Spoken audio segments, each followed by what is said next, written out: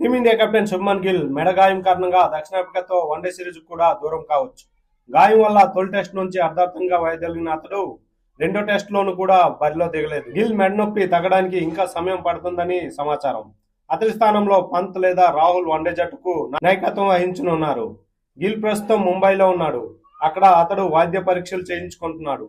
దక్షిణాఫ్రికాతో T20 series సమయానికి గిల్ కోలుకుంటాడని సెలెక్టర్లు ఆశిస్తున్నట్లు ఓ BCCI అధికారి చెప్పాడు.